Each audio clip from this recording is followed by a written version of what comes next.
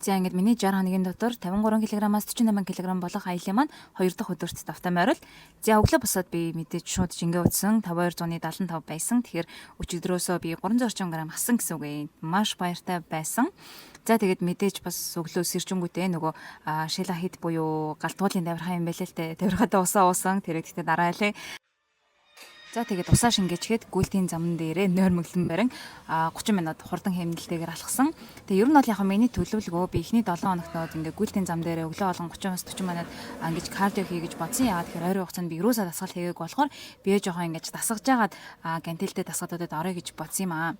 Дээрээс нь бас яагаад 60 хоногоор ингэж 50 хугацаа тавьсан бэ гэхээр ер нь бол энэ удаа би жоохон юм өө инх тайвны замаар энэ 5 кг-ыг хасъя гэж бодсон юм аа. Дээрээс нь яг яхав 5 кг юм шиг сонсогдож байгаа боловч би бол амьдралдаа максимум минимумда 49.8 кг болж байсан. Тэгэхээр би 48 кг бол ерөөсөө болж үзэж байгаагүй. Одоо 10 жилээс хойш гэсэн үг шүү дээ.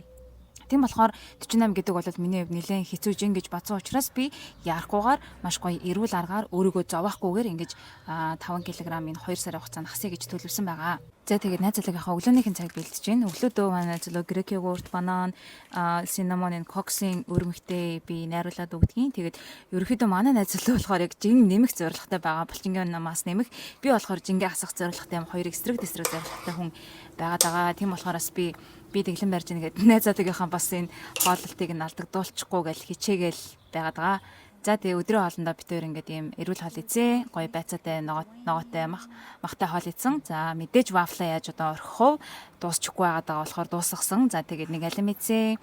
Оройны хоолнд болохоор ийм юу байсан? Чихэрлэг төмс шарсан. Энэ бол гэхдээ надад биш найзлуудаа би бэлдсэн байгаа. За одоо энэ ингээд би 6:30 үед идсэн. Энэ бол миний оройны хоол. За энд харагдж байгаа 5 4 хоол бол мэдээж манай найзлогийн хоол. Тэгээ ерөөхдөө би өдөртөө нэг л одоо махан хоол идэ гэж бодож байгаа.